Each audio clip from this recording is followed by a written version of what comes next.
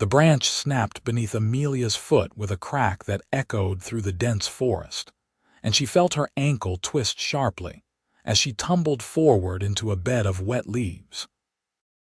Pain shot up her leg, and she pressed her palms against the cold earth, trying to catch her breath while tears of frustration stung her eyes. 3 days ago, she had been sitting in her cubicle at the accounting firm in Seattle, drowning in spreadsheets and pretending her life had meaning. Now she was alone in the Washington wilderness with a possibly broken ankle, no cell signal, and darkness creeping through the trees like an approaching predator. She had come on this hiking trip to clear her head after her engagement ended. Derek had cheated with someone from his office, and rather than fall apart, Amelia had packed her camping gear and driven to the mountains. But she had underestimated the trail difficulty, taken a wrong turn yesterday morning, and now she was genuinely lost. Her water bottle was nearly empty. Her energy bars were gone, and the temperature was dropping fast as evening approached. Gritting her teeth, Amelia tried to stand, but her ankle screamed in protest. She could barely put weight on it. Panic fluttered in her chest, but she forced it down. She had to keep moving or she would spend the night exposed to the elements. Using a fallen branch as a makeshift crutch, she hobbled forward, choosing direction based purely on the slope of the land. Downhill usually led to water, and water sometimes led to civilization. The forest seemed endless. Every tree looked identical. Every shadow promised danger. She lost track of time as she pushed through the undergrowth, her breath coming in ragged gasps. Just when despair began to truly sink its claws into her, she saw it through a gap in the trees. Smoke. A thin ribbon of gray rising into the darkening sky. Hope surged through her body, giving her strength she did not know she had left. She pushed toward it, ignoring the burning pain in her ankle. The trees thinned, and suddenly she stood at the edge of a small clearing. In the center sat a cabin, rustic but well-maintained, with golden light glowing from the windows. It looked like something from a storybook, with a stone chimney and a covered porch wrapped around the front. Amelia limped toward it, her vision blurring slightly from exhaustion. She made it to the steps, clutching the railing, and knocked on the heavy wooden door. The sound seemed too loud in the quiet of the wilderness. For a moment, nothing happened, and she feared the cabin might be abandoned despite the smoke and lights. Then footsteps approached from inside, and the door swung open. The man who stood before her was not what she expected. He was tall, well over 6 feet, with broad shoulders that filled the doorway. His dark hair was slightly too long, falling across his forehead in a way that suggested he had not seen a barber in weeks. Sharp blue eyes assessed her quickly, taking in her muddy clothes, her makeshift crutch, and the exhaustion written across her face. He wore jeans and a flannel shirt with the sleeves rolled up, revealing muscular forearms. There was something intense about him, something that made her breath catch despite her dire circumstances. "Please," she managed to say, her voice cracking. "I'm lost. I hurt my ankle. I just need help." His expression shifted immediately from wariness to concern. "Come inside," he said, his voice deep and commanding in a way that made her feel instantly safer. He reached out, not waiting for her response, and slipped an arm around her waist, taking her weight easily. "Let me help you."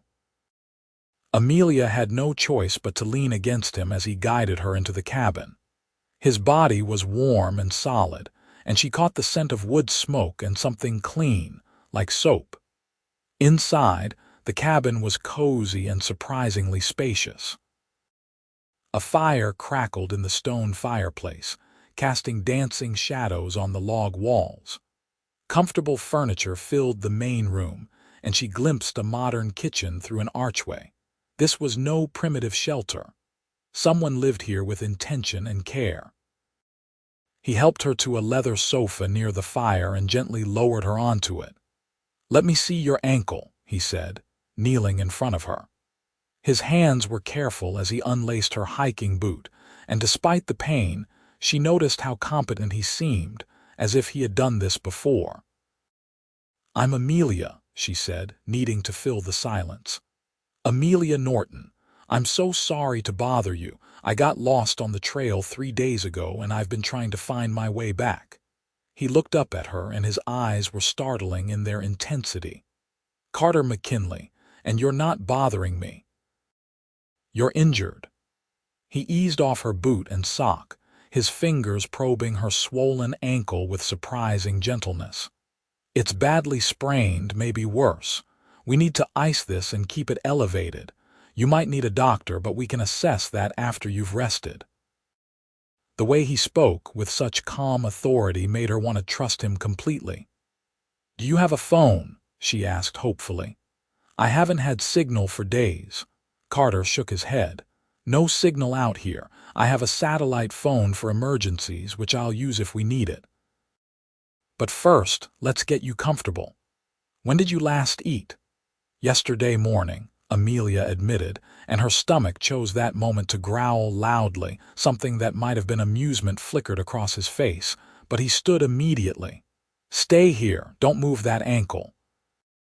He disappeared into the kitchen, and she heard the sounds of cabinets opening and pans clanking. The fire warmed her, and for the first time in days, she felt the tight knot of fear in her chest begin to loosen. She took the opportunity to look around the cabin more carefully. Everything was high quality, from the furniture to the artwork on the walls. The paintings looked like originals, landscapes of mountains and forests that perfectly captured the wild beauty outside. Books lined built-in shelves, and she recognized titles ranging from classic literature to modern thrillers.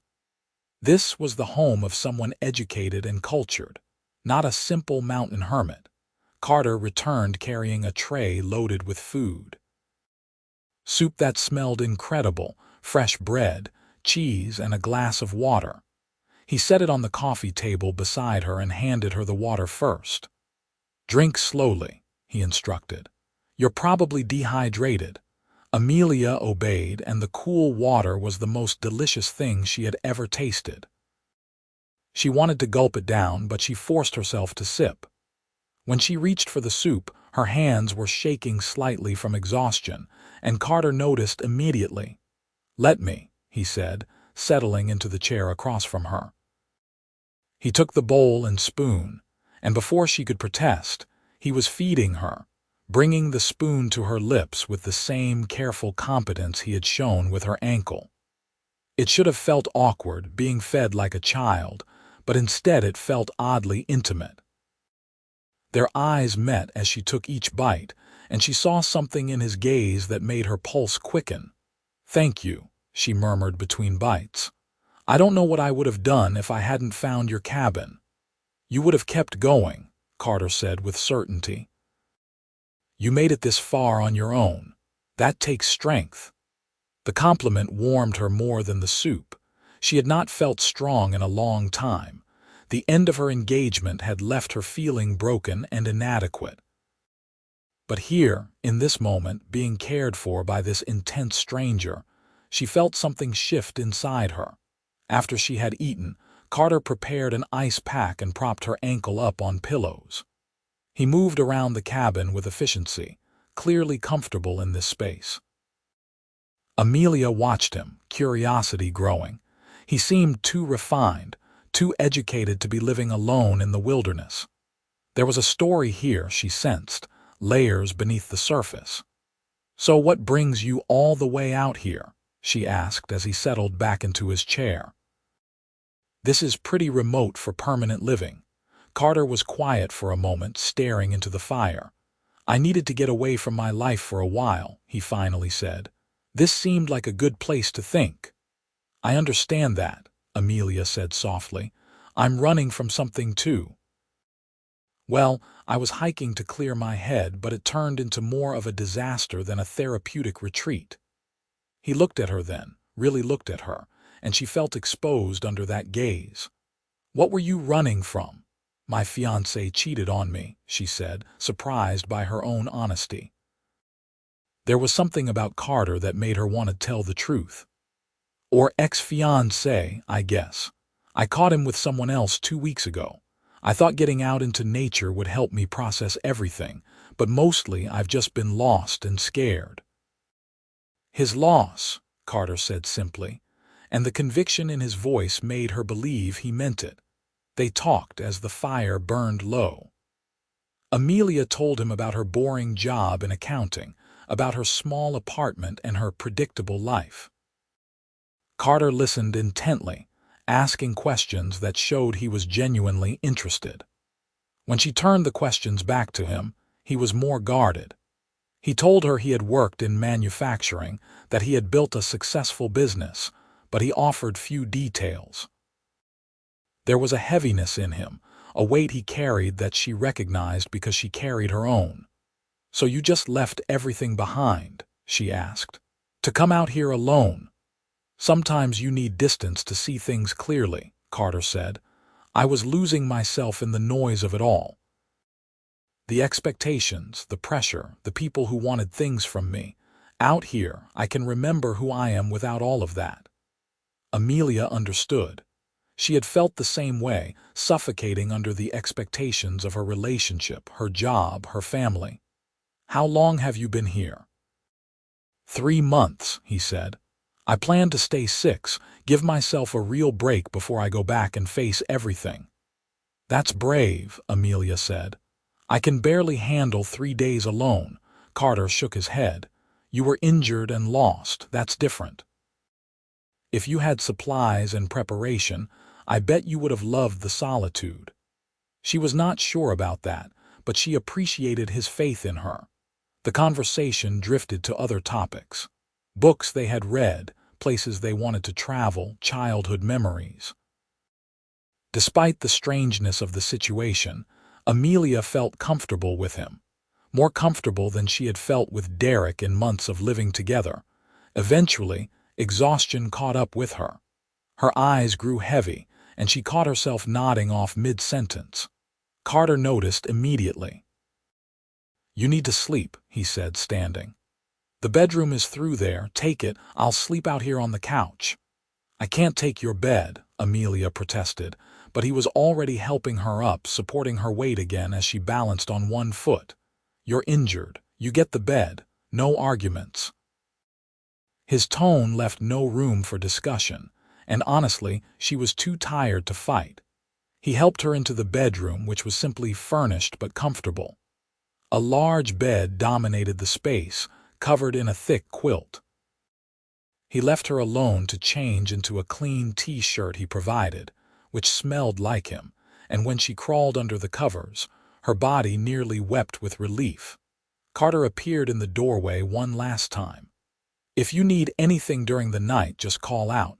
I'm a light sleeper." "Thank you," Amelia said, her voice already drowsy, "for everything. You saved my life today." "Get some rest," he said softly, and then he closed the door, leaving her in the warm darkness.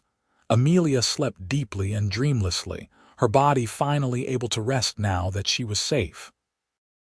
When she woke, sunlight streamed through the window and the smell of coffee and bacon filled the cabin.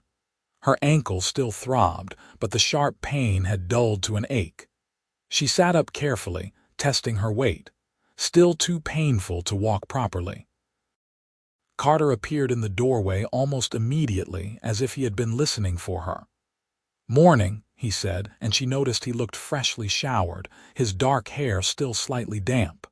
"How's the ankle?" "Better than yesterday," she said. "Still hurts, though." "Let me bring you breakfast, then we'll take another look at it." He disappeared and returned with another loaded tray. Eggs, bacon, toast, fresh fruit, and coffee that tasted like heaven. As she ate, Carter examined her ankle again, his touch careful but thorough. "The swelling has gone down some," he said. "But you should stay off it for at least a few days. I have the satellite phone. I can call for a rescue if you want to get out of here immediately." Amelia hesitated. The logical choice was to leave to get back to civilization and her normal life. But something made her pause. Maybe it was the peaceful quiet of the cabin, so different from her chaotic thoughts back home. Maybe it was the way Carter looked at her, like she was someone worth paying attention to. Or maybe she just was not ready to face reality yet. "If it's not too much trouble," she heard herself saying, "could I stay for a day or two, just until the ankle is strong enough to walk? I don't want to impose, but I'm not sure I could handle a helicopter rescue right now." Carter's expression was unreadable. "You're not imposing. You're welcome to stay as long as you need." Then something warmer entered his eyes. "Actually, it's nice to have company. I didn't realize how much I missed conversation until last night." Relief and something else, something she did not want to examine too closely, flooded through her. "Thank you. I promise I'll stay out of your way." "You're not in my way," Carter said firmly. Then he stood, collecting her empty dishes. "I need to chop some wood this morning, but I'll be right outside if you need anything. There are books, and I can set you up with some movies if you want. Just rest that ankle." He left her in the bedroom, and Amelia settled back against the pillows. Through the window, she could see him emerge from the cabin with an axe. He had changed into a simple white t-shirt, and as he began to work, she found herself watching. There was something mesmerizing about the way he moved, the controlled power in each swing. The muscles in his arms and shoulders flexed with each strike, and she felt heat rise in her cheeks that had nothing to do with the blankets. "Stop it," she told herself. She had just ended an engagement. The last thing she needed was to develop a crush on some mysterious mountain man, no matter how attractive he was. But she could not quite tear her eyes away. Eventually, she forced herself to look around for something to read. Carter had mentioned books, and she spotted a small bookshelf against the wall. She managed to hobble over to it, keeping weight off her bad ankle. The selection surprised her. Business biographies, economic theory, books on manufacturing and supply chain management. Mixed in were novels and poetry, showing breadth to his interests, but the business books dominated. One title caught her eye: "The Rise of Modern Manufacturing Giants." She pulled it off the shelf and flipped through it idly. A photograph made her stop. It showed a group of industry leaders at some conference, and there in the center, wearing an expensive suit and a polite smile that did not reach his eyes, was Carter. The caption identified him as Carter McKinley, CEO of McKinley Manufacturing, with a note about his company's valuation exceeding $800 million. Amelia stared at the photograph, then out the window at the man chopping wood in worn jeans and a t-shirt. A CEO. A millionaire, probably many times over if the company was worth that much. And he was hiding out here in the wilderness, chopping his own firewood and living alone. She closed the book carefully and put it back, her mind racing.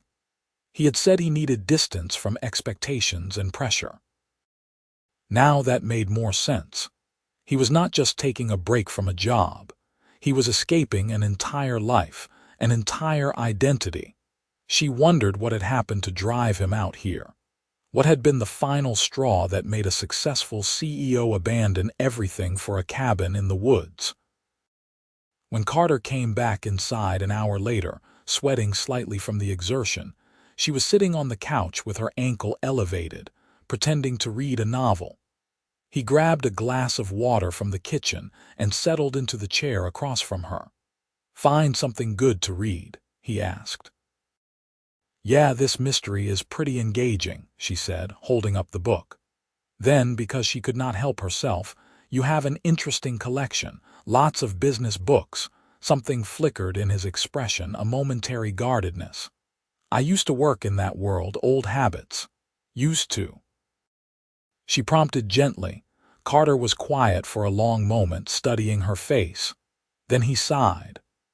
"I'm still technically the CEO of a company, McKinley Manufacturing. We make industrial components, supply chains for bigger manufacturers. I built it from nothing over 15 years. That's impressive, Amelia said honestly. It was consuming me, Carter said, his voice going flat. Every waking moment was about the company. Growth projections, investor meetings, managing hundreds of employees. I lost myself in it. And then one day I realized I couldn't remember the last time I had done something just because I wanted to, not because it served the business. So you left. I took a leave of absence, put my second in command in charge and disappeared. My board thinks I'm at an executive retreat, working on long-term strategy. They don't know I'm living in a cabin without internet. He ran a hand through his hair, looking tired suddenly. I needed to figure out if I'm running my company or if it's running me. Amelia understood that feeling more than he knew. Do you have the answer yet? Getting closer, Carter said. Being out here has helped me see how much I had let the business define me. Every relationship I had was somehow connected to work. Every decision was filtered through what was best for the company. I forgot how to just be Carter, not CEO Carter. I get that, Amelia said softly. I've been Amelia the fiancée for so long that I don't know who I am without that label. Even my job feels like something I fell into rather than chose. Their eyes met, and something passed between them, an understanding, a recognition of shared experience. They were both people in transition, caught between old lives and uncertain futures. The day passed quietly. Carter made lunch, and they ate together on the porch, watching birds flit through the trees. The conversation flowed easily between them, moving from serious topics to lighter ones. Amelia learned that Carter had grown up in a small town in Oregon, that he had put himself through college working construction jobs, that he loved old movies and terrible puns. Carter learned that Amelia had a younger brother she was close to, that she had always wanted to travel but never found the time, that she could quote entire episodes of her favorite sitcom from memory. By evening, Amelia's ankle felt significantly better. She could put some weight on it without wanting to cry, though it was still swollen and sore. Carter wrapped it carefully in an elastic bandage he produced from a well-stocked first aid kit, his hands warm and gentle against her skin. "You're pretty good at this," she observed. "The medical stuff, I mean." "I had to be," Carter said, focused on his work. "When you're building a business from scratch, you can't afford to take sick days. I learned to patch myself up and keep going." "That sounds lonely," Amelia said quietly. Carter's hand stilled for just a moment, then continued rapping. "It was. I told myself I'd slow down once the company was established, but there was always another goal, another milestone. And by the time I looked up, years had passed and I was alone. No relationships." The question came out before Amelia could stop it, and she immediately regretted it. "Sorry, that's too personal." "No, it's okay," Carter said, securing the bandage and sitting back. "There were a few relationships, but nothing that lasted. The women I dated either wanted the CEO package, the money and status, or they got tired of always coming second to the business. I don't blame them. I wasn't fully present for any of them." Amelia thought about Derek, about how she had ignored the signs of trouble because it was easier than facing the truth. "My ex was always present physically," she said, "but I'm not sure he was ever really there emotionally. I think I knew something was wrong for months before I caught him cheating, but I didn't want to admit failure." "That wasn't your failure," Carter said firmly. "He made the choice to betray your trust. That's on him." "Logically, I know that," Amelia said. "But it still feels like maybe if I had been more interesting, more exciting, more something, he wouldn't have looked elsewhere." Carter leaned forward, his blue eyes intense. "Listen to me. You are interesting. You are brave. You survived alone in the wilderness for 3 days with an injury. You're funny and smart and easy to talk to. If he couldn't see that, he's an idiot." Amelia felt tears prick her eyes, not from sadness but from the raw honesty in Carter's voice. No one had spoken to her like that in so long with such conviction. "Thank you," she whispered.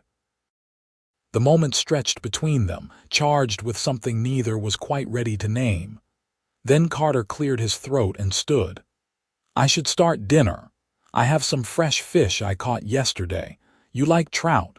"I love it," Amelia said, grateful for the shift to safer ground. Dinner was delicious. Carter cooked the trout perfectly, seasoned with herbs from a small garden he maintained behind the cabin.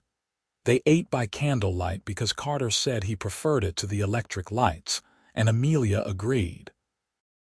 There was something romantic about it, though she tried not to focus on that thought too much. After dinner, they settled by the fire with glasses of whiskey Carter produced from a cabinet. Amelia was not usually a whiskey drinker, but the smoky warmth of it suited the evening.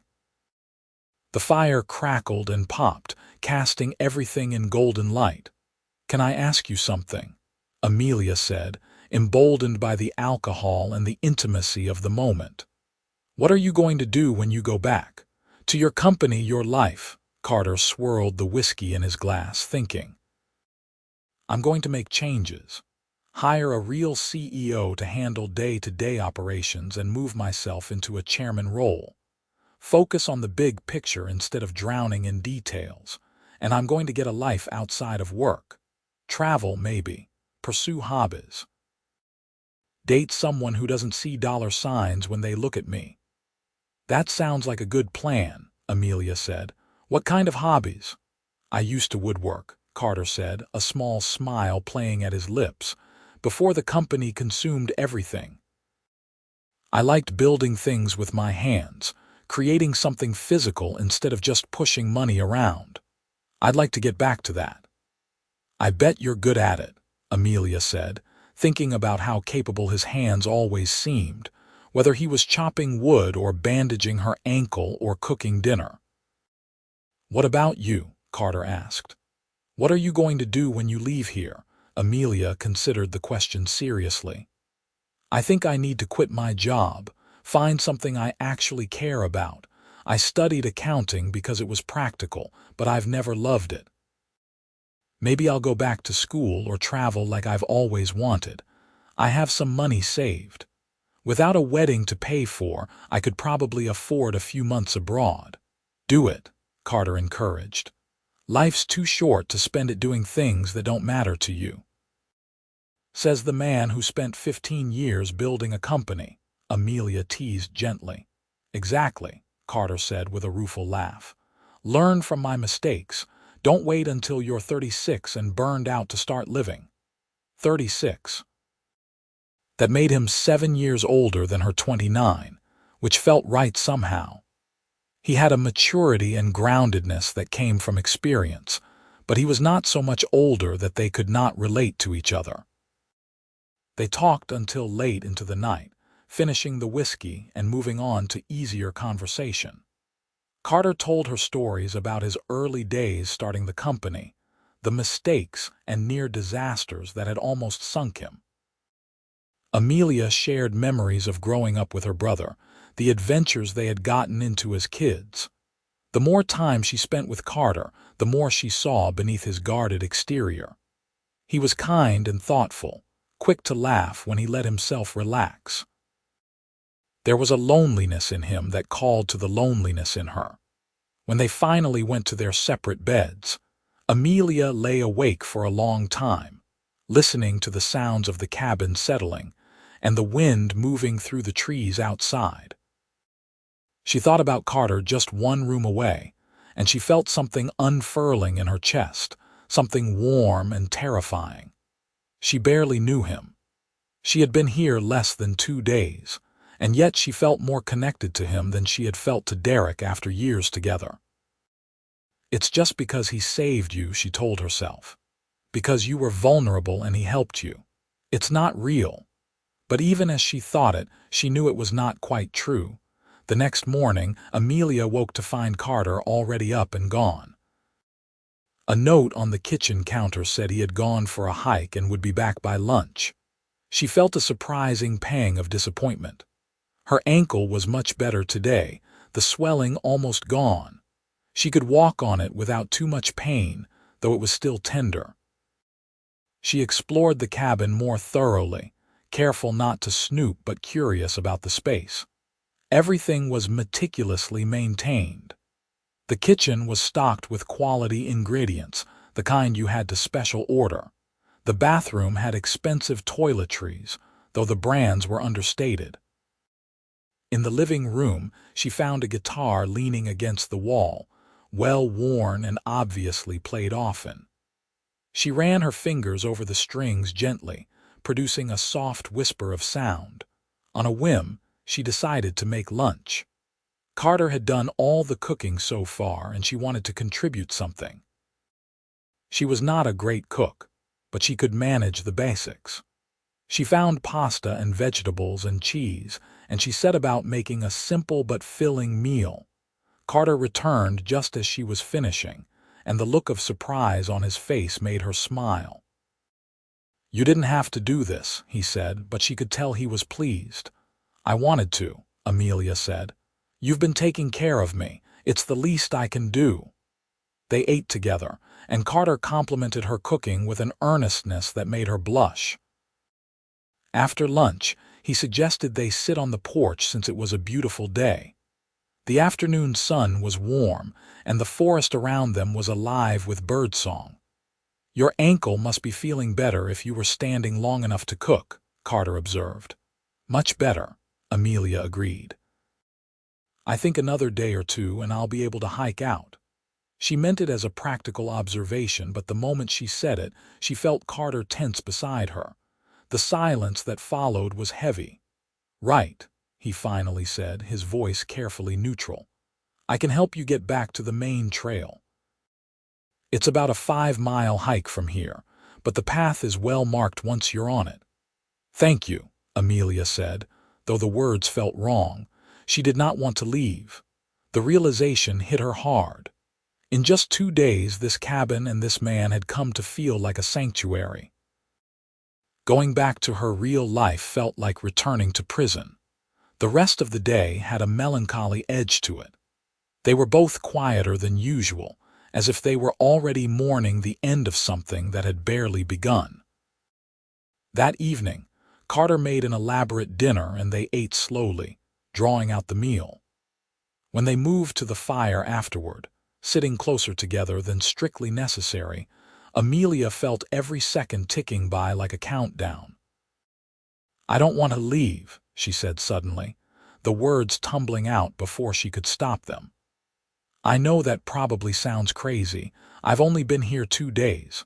But this place, this time with you, it feels more real than anything in my regular life." Carter looked at her, and the intensity in his gaze made her breath catch. "It's not crazy," he said quietly. "I feel it too.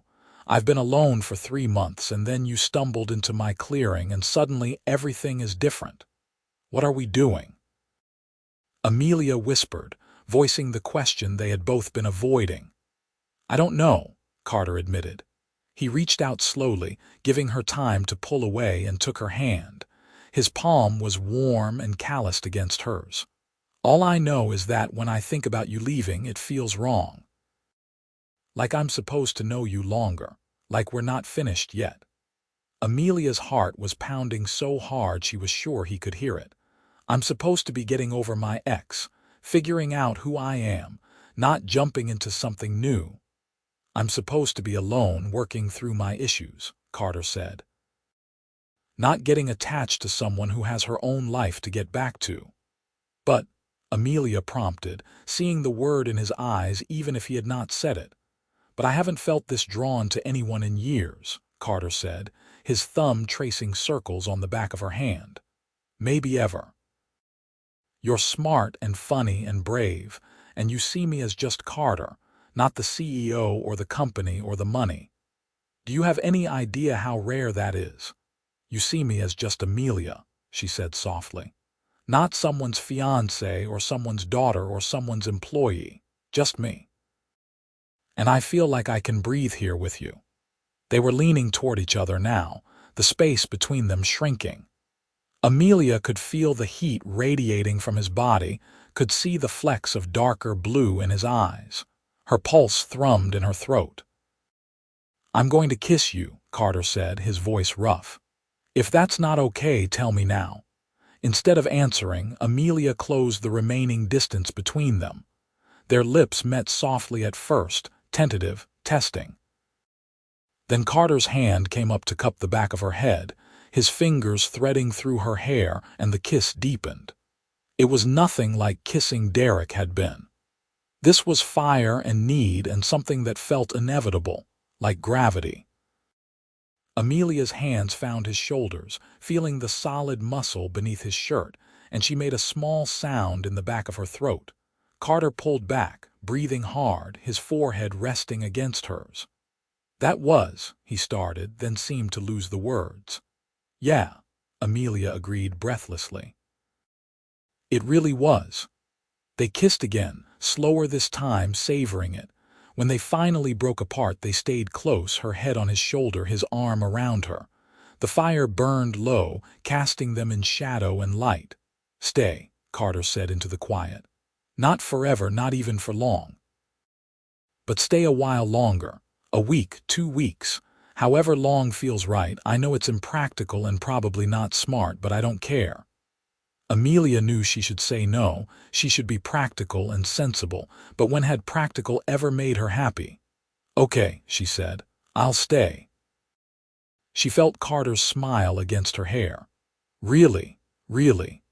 I need to let my family know I'm safe, but after that, yes, I want to stay. The next morning, Carter used the satellite phone to call Amelia's brother. She explained that she had gotten lost but was safe, that she was staying with someone who had helped her and would be back in a week or so.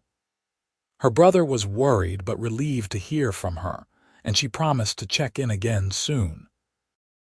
When she hung up, she felt lighter, as if she had just made the first truly spontaneous decision of her adult life. The days that followed took on a dreamlike quality. Carter showed her the land around his cabin, the hidden trails and secret spots he had discovered during his months of solitude. They hiked to a waterfall that tumbled into a crystal-clear pool, and Amelia gasped at the beauty of it. They spent an entire afternoon by the water, talking and laughing and stealing kisses when the mood struck them. Carter taught her to fish in a stream thick with trout. She was terrible at it at first, too impatient, but he stood behind her, his arms around her, guiding her movements until she got the hang of it. When she finally caught a fish, she was so excited she nearly dropped the pole, and Carter's laughter was warm and genuine. In the evenings, they cooked together, moving around the kitchen with increasing ease. Carter played his guitar, and his singing voice was surprisingly good, rough around the edges but full of emotion.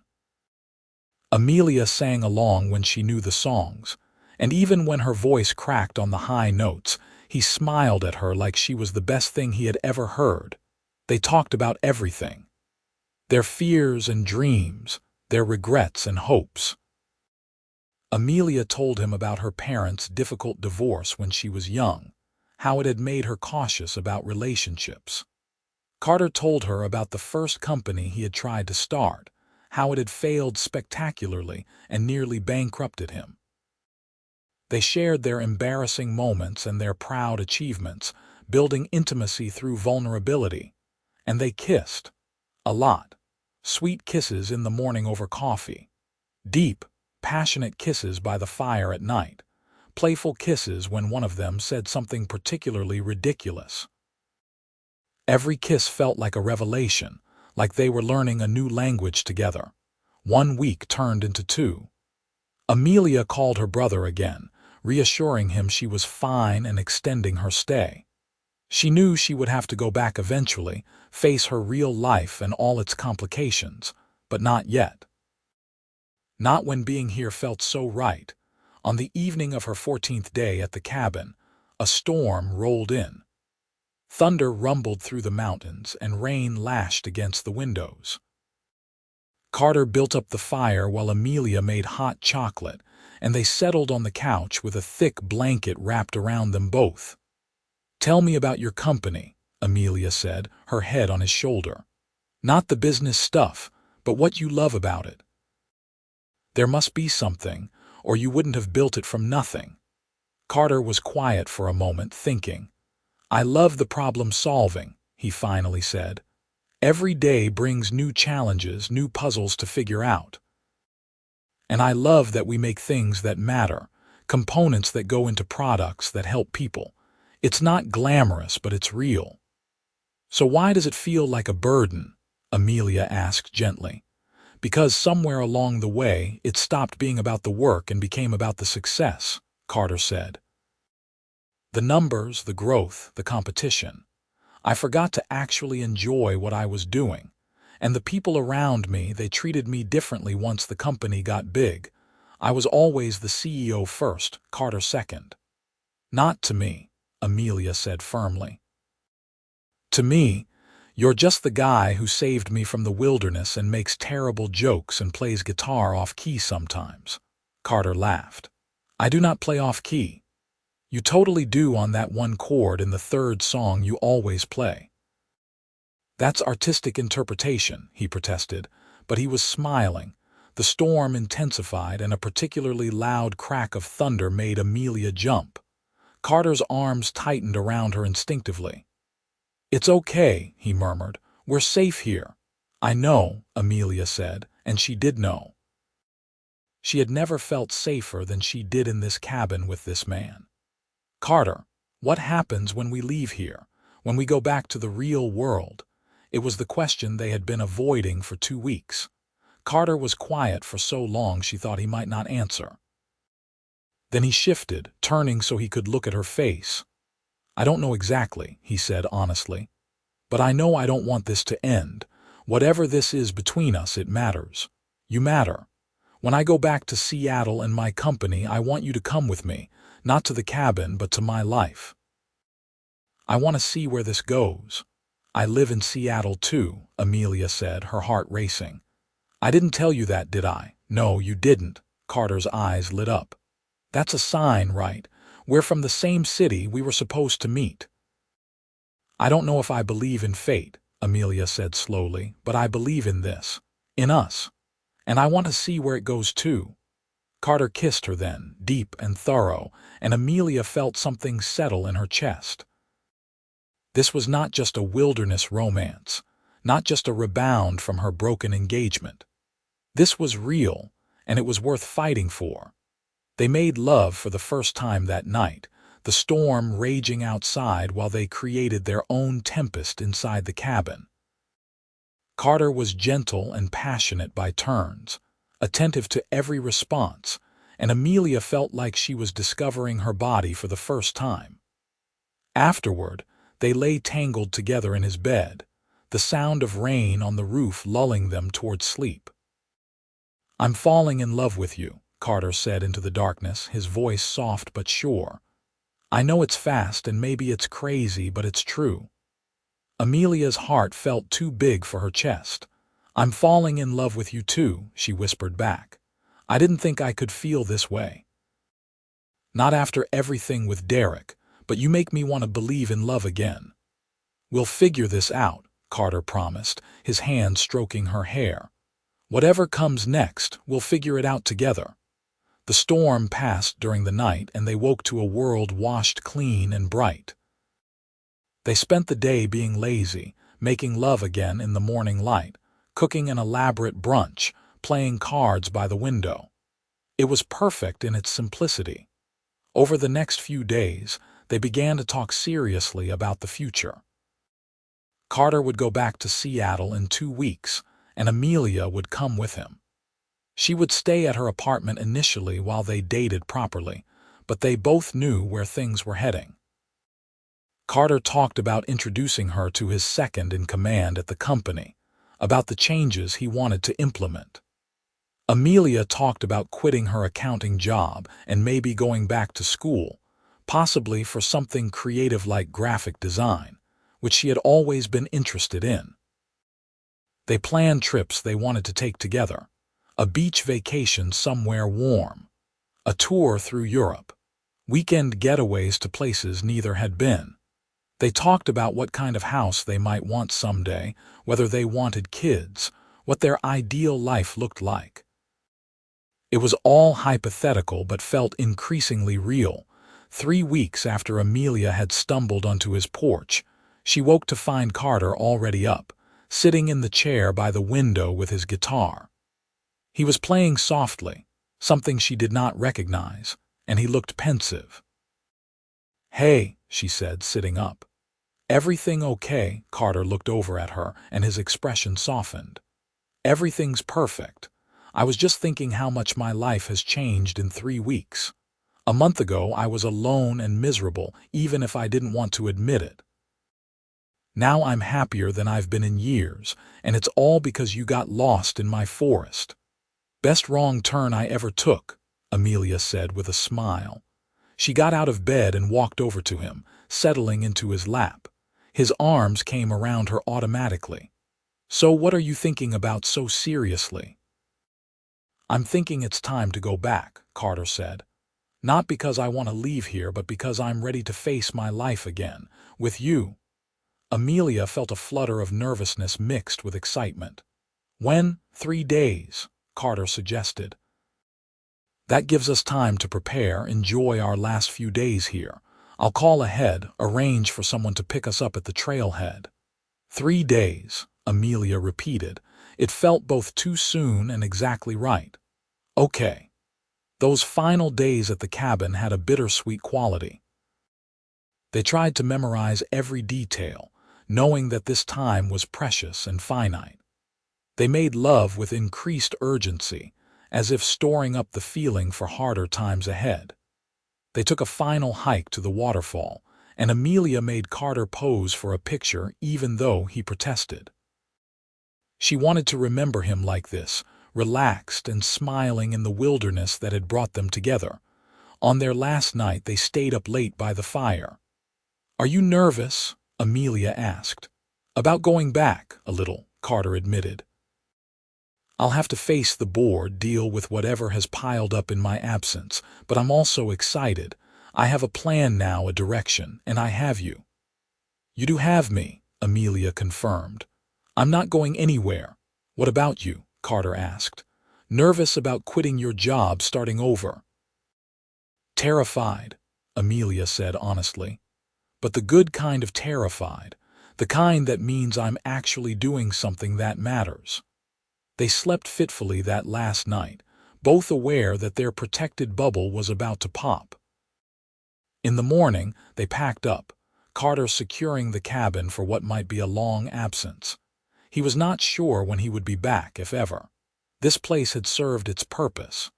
The hike out was easier than Amelia had expected. Her ankle had healed completely, and Carter knew the way intimately. 5 miles passed quickly when you were walking with someone you loved.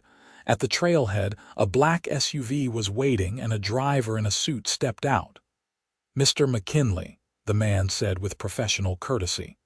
"Good to see you, sir." "James," Carter greeted him warmly. "Thanks for coming." "This is Amelia Norton. She'll be riding back with us." If James was surprised or curious about Amelia's presence, he hid it well. He opened the door for them, and they climbed into the luxurious back seat. As the SUV pulled away from the trailhead, Amelia looked back at the forest, at the path that led to the cabin, and felt a pang of loss. Carter took her hand. "It's still there," he said quietly. "We can come back anytime you want, for weekends, for vacations. It's our place now." The drive back to Seattle took several hours. They stopped for lunch at a small diner, and Amelia was struck by how strange it felt to be around other people again after weeks of isolation. Carter seemed to feel it too, staying close to her, his hand finding hers under the table. As they approached the city, reality began to settle in. Carter's phone, which he had turned on for the first time in 3 months, began buzzing incessantly with messages and missed calls. His face grew more serious as he scrolled through them. "Everything okay?" Amelia asked. "Yeah, just the usual chaos," Carter said, but she could see the tension returning to his shoulders. He was transforming back into CEO Carter before her eyes, and it scared her a little. The SUV dropped Amelia at her apartment first. The building looked exactly the same, but she felt like a different person. Carter walked her to her door, carrying the small bag of belongings she had accumulated. "I'll call you tonight," he promised, pulling her close. "And I'll see you tomorrow. Dinner sounds perfect," Amelia said. She kissed him, trying to pour all her love and assurance into it. "Go be the CEO. I'll be here when you're done." Carter kissed her once more, then left reluctantly. Amelia watched him go, then turned to face her apartment. It felt like walking into a stranger's life. Everything was where she had left it 3 weeks ago, but it all seemed foreign now. She spent the afternoon unpacking and doing laundry, trying to settle back into normalcy. Her phone, once she charged it, showed dozens of messages from friends and family. She responded to the important ones, keeping her answers vague. She was fine, yes.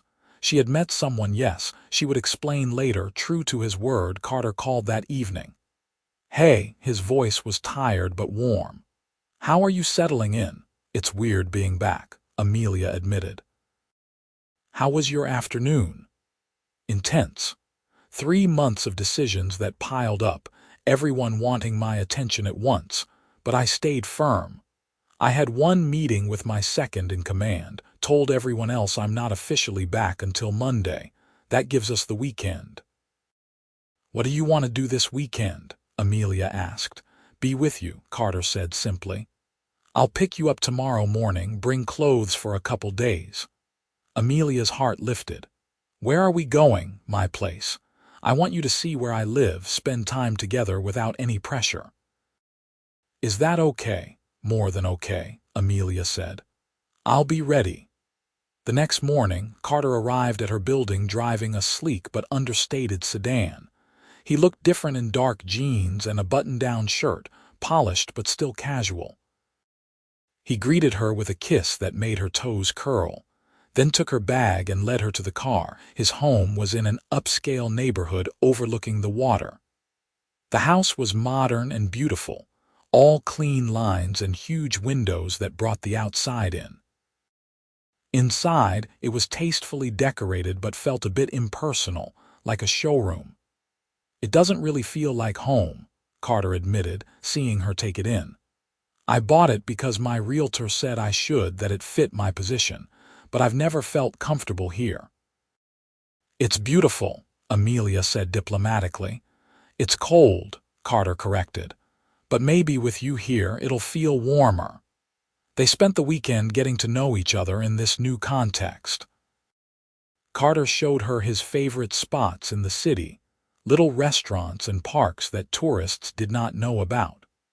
They cooked together in his gourmet kitchen, laughing when Amelia accidentally set off the smoke alarm. They made love in his huge bed, and afterward, lying in his arms, Amelia felt her earlier nervousness fade. They were still them, even here. On Sunday evening, as they sat on his deck watching the sunset over the water, Carter brought up the topic they had been avoiding. "I'm going to be busy this week," he said. "Getting back into everything, making the changes I planned. I might not be able to see you every day."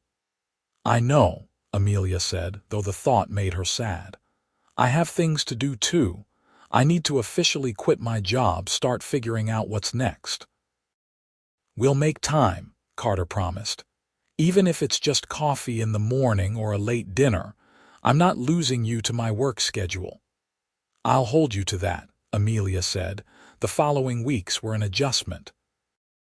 Carter dove back into his company with renewed purpose, but it was intense and demanding. He implemented the changes he had planned, promoting his second in command to president and CEO while he moved into the chairman role. It was a messy transition, with pushback from some board members and confusion from employees. Carter came home exhausted most nights, but he always made time for Amelia. Amelia quit her accounting job, and her boss was surprisingly understanding. She suspected he had known she was unhappy for a while. With her days suddenly free, she enrolled in an online graphic design course and started exploring what she actually wanted to do with her life. It was scary but exhilarating. They saw each other almost every day, even if it was just for an hour. Amelia started keeping clothes at Carter's house, and he had a key made for her. Slowly, the house began to feel more like a home. She added personal touches, photos and plants and cozy throws. Carter seemed to relax more with each change, as if her presence was warming the cold spaces. 2 months after they returned from the cabin, they were having dinner at Carter's place when he brought up something that had clearly been on his mind. "Move in with me," he said suddenly, setting down his fork. "Officially, give up your apartment and move in here." Amelia's heart jumped. "Carter, that's a big step." "I know. But you're here most of the time anyway, and I want to wake up with you every morning, not just when your schedule allows." "I love you, Amelia. I want to build a life with you." Amelia looked around the house that had become familiar and comfortable, then at the man who had changed everything. "Okay," she said, a smile spreading across her face. "Yes, I'll move in with you." Carter's answering smile was brilliant. He stood, pulling her up with him, and kissed her thoroughly. "Really, really, I love you too, and I want to build a life with you." The moving process was easy since Amelia had not accumulated much stuff. Within 2 weeks, her apartment was emptied and her lease ended. Carter insisted on making space for all her things, clearing out closets and adding shelves for her books. They rearranged furniture together, blending their styles until the house felt like it belonged to both of them. Life settled into a comfortable rhythm. Carter's work schedule remained demanding but more balanced than before. He made it home for dinner most nights, and he kept weekends sacred for them. Amelia threw herself into her studies, discovering she had a real talent for design. She started taking on small freelance projects, building a portfolio. They fought sometimes, usually about small things like whose turn it was to do laundry or Carter working too late. But they fought fair, talking through problems instead of letting resentment build. And the making up was always worth it. 6 months after Amelia moved in, they took a trip back to the cabin. It was summer now, and the forest was lush and green. Walking the familiar path felt like coming home. The cabin was exactly as they had left it, and they spent a week there, reconnecting without the distractions of city life. On their last evening, sitting on the porch watching the sun set, Carter reached into his pocket and pulled out a small box. Amelia's breath caught. "I bought this before we came up here," Carter said, opening the box to reveal a simple but beautiful diamond ring. "I wanted to ask you here where everything started. Amelia Norton, you stumbled into my life when I needed you most.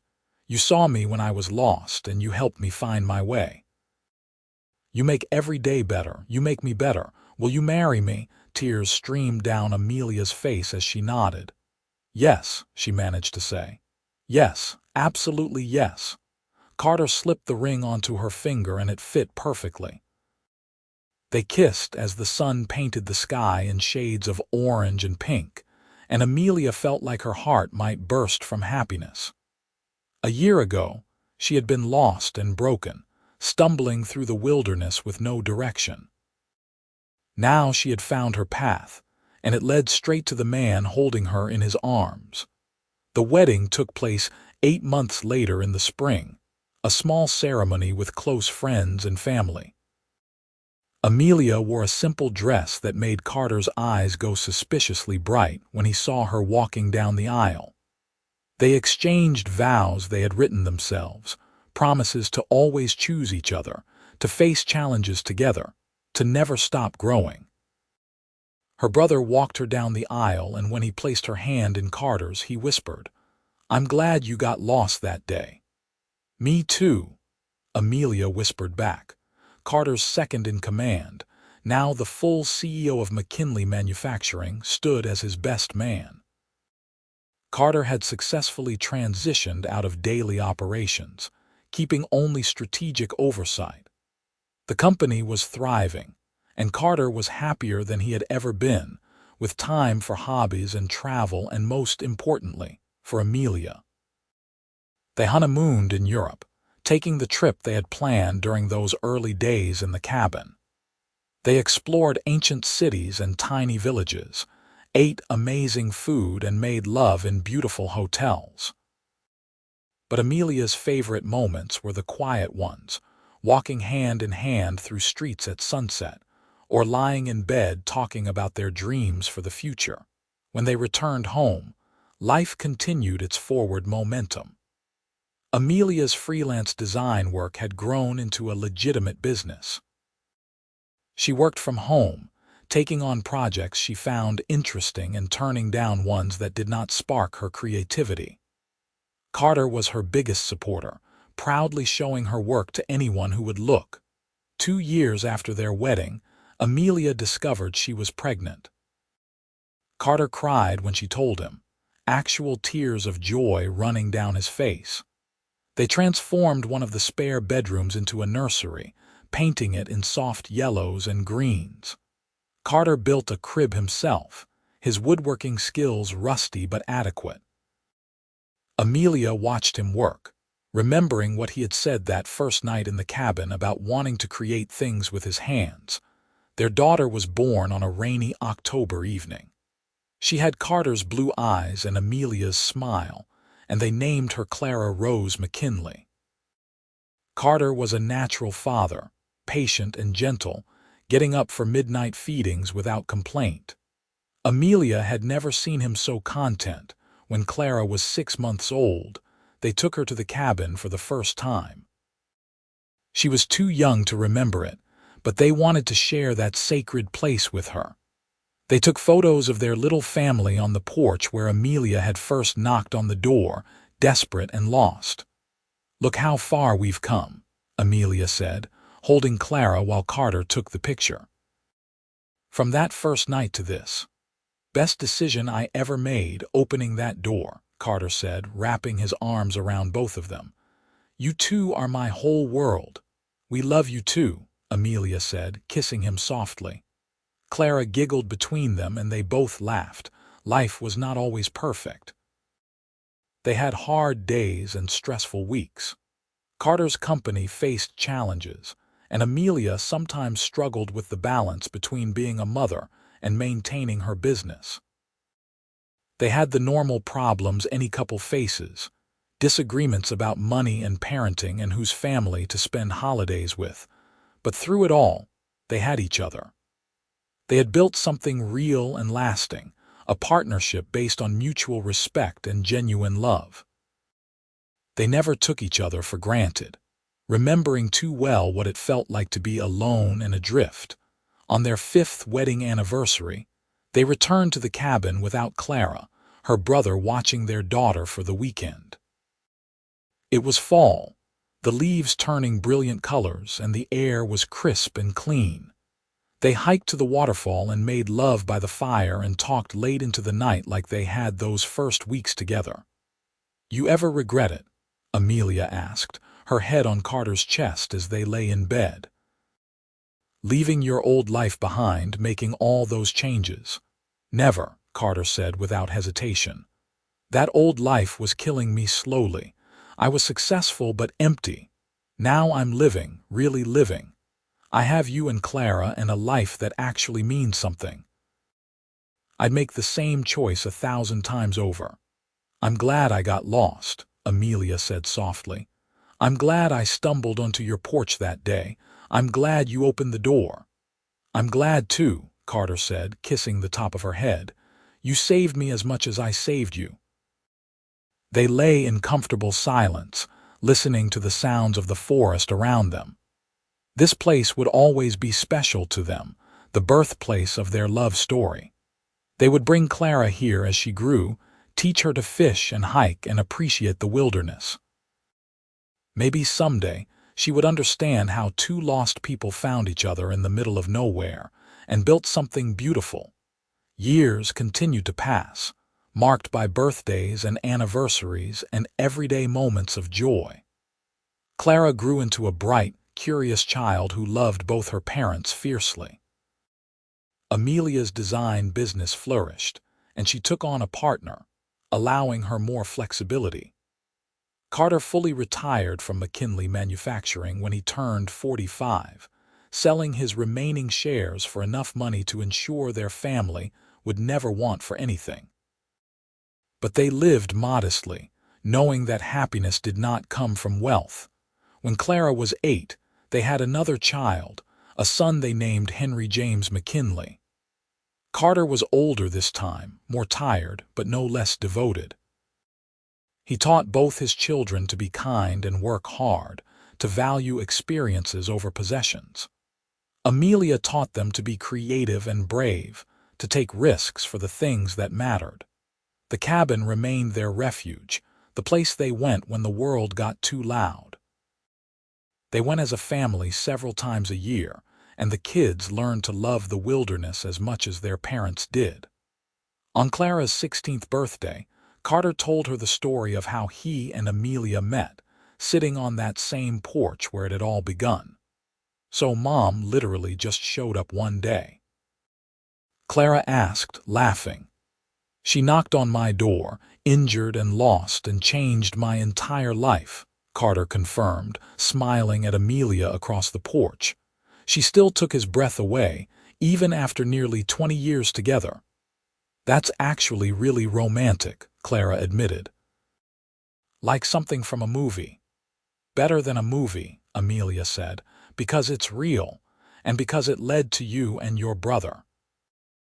On their 20th wedding anniversary, Carter and Amelia renewed their vows at the cabin, with Clara and Henry and a handful of close friends and family in attendance. They spoke of 2 decades of partnership, of challenges overcome and joys shared. They thanked each other for being patient and loving through the hard times, for celebrating together through the good ones. As they kissed to seal their renewed promises, Amelia thought about that scared, lost version of herself who had stumbled through the forest so many years ago. She had been running from a broken engagement, from a life that felt empty and meaningless. She had been looking for direction, for purpose, for something real. And she had found it all in the form of a man hiding from his own life, a millionaire who had traded his corner office for a cabin in the woods. Together, they had built something neither could have created alone. A family, a home, a life filled with love and meaning. Sometimes, Amelia reflected, you have to get lost to find what you were looking for all along. You have to be broken before you can be whole.